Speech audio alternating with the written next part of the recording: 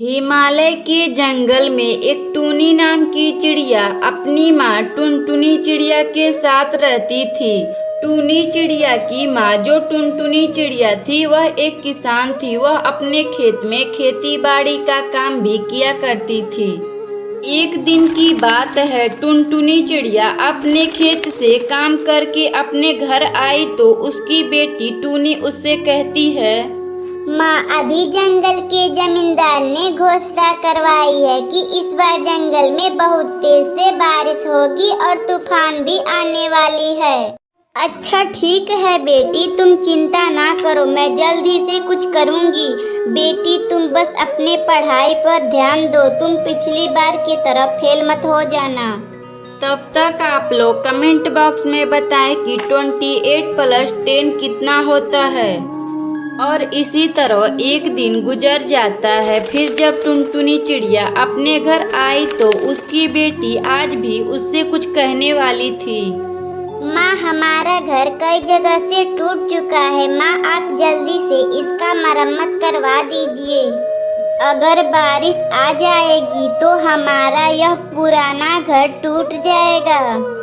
मैं क्या करूं बेटी, मैं तो दिन भर काम में व्यस्त रहती हूं बेटी। कल मैं मालिक से कुछ पैसे उधार मांगकर ले आऊंगी और घर की मरम्मत करवा दूंगी। अगले दिन टुनटुनी चिड़िया अपने मालिक कालू कौवे के घर जाती है।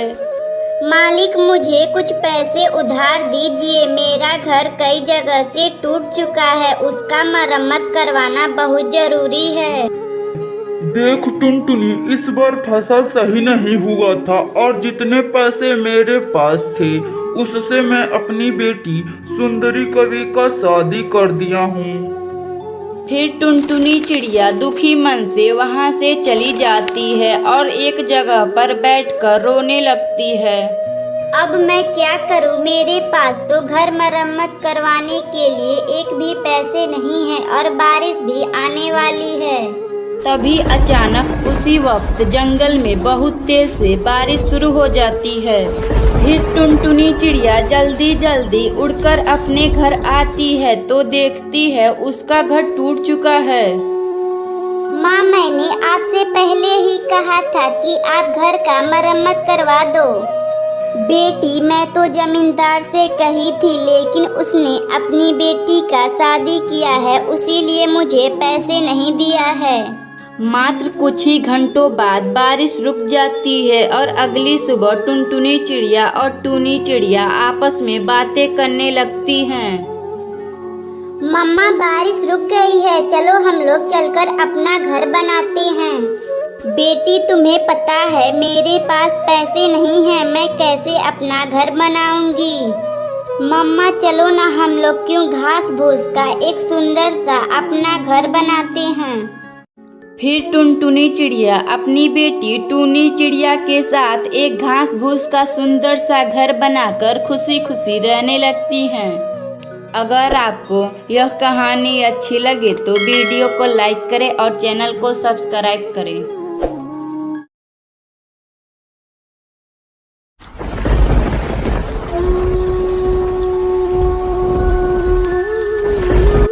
सुंदरवन के जंगल में एक टुनटुनी नाम की चिड़िया अपनी बेटी पिंकी चिड़िया के साथ रहती थी। बहुत समय पहले टुनटुनी चिड़िया के पति कालू कौवे का एक दुर्घटना में मौत हो चुका था। उस दिन से पिंकी चिड़िया और टुनटुनी चिड़िया अकेली रहा करती थी। मम्मा, हम लोग चलो कहीं घूमने चलते हैं, मुझे घर में बहुत बोरिंग महसूस हो रही है। अरे मेरी बेटी, हम लोग इस जंगल में नए हैं और हम लोग यहाँ किसी को जानते नहीं, तो हम लोग कैसे घूमने चलेंगे? नहीं मम्मा, मुझे घूमने जाना है तो जाना है। टुनटुनी चिड़िया अपनी बेटी का बात मानकर उसे अपने साथ घूमने के लिए ले जाती है। जब वह टुनटुनी चिड़िया एक जंगल में अपनी बेटी को घुमा रही थी तो तभी टुनटुनी चिड़िया की बेटी को एक अंगूर का पेड़ दिखाई देता है। मम्मा, मुझे अंगूर खाना है, मुझे बहुत जोर से भूख लगी है। मम्मा, मेरे पेट में चूहे कूद रहे हैं। तुम यहीं रुको बेटी, मैं अभी उस अंगूर के पास जाकर वहाँ से कुछ अंगूर मीठे मीठे तोड़कर लाती हूँ। और इतना बात कहकर टुनटुनी चिड़िया उस अंगूर के पास चली जाती है और कुछ अंगूर तोड़कर अपनी बेटी पिंकी चिड़िया को खाने के लिए दे देती है। फिर वह पिंकी चिड़िया मीठे मीठे अंगूर खाकर बहुत खुश होती है। मम्मा चलो अब हम यहाँ से अपने घर चलते हैं। फिर वह टुनटुनी चिड़िया अपनी बेटी पिंकी चिड़िया को लेकर आ रही थी तो तभी उसे एक घायल कवि दिखाई देती है। फिर वह टुनटुनी चिड़िया जल्दी जल्दी अपनी बेटी पिंकी चिड़िया को लेकर उस कवि के पास जाती है। फिर वह टुनटुनी चिड़िया पानी लाकर उस कवि को दे देती है और टुनटुनी चिड़िया उस कवि को लेकर अपने घर आती है। फिर टुनटुनी चिड़िया उस कवि को रोटी बनाकर खिला देती है और इसी तरह दिन बीत रहा था और धीरे धीरे कवि भी ठीक हो जाती है। और एक दिन सुंदरी कवि टुनटुनी चिड़िया से कहती है, चिड़िया बहन, आपका बहुत बहुत धन्यवाद जो तुम मेरी मदद की हो। और मैं एक जादुई कवि हूँ। मैं तुम्हें एक रोटी बनाने का यंत्र देती हूँ। इससे तुम जितना चाहो उतना रोटियां बना सकती हो। और इतना बात कहकर वह सुंदरी कवि वहां से गायब हो जाती है और वह टुनटुनी चिड़िया उस जादुई मशीन से बहुत ज्यादा रोटी बनाती है, जिससे वह टुनटुनी चिड़िया ढेर सारा रोटी लेकर बाजार में जाती है और उसको बेचकर बहुत खुशी खुशी रहने लगती है। अगर आपको यह कहानी अच्छी लगे तो वीडियो को लाइक करें और चैनल को सब्सक्राइब करें।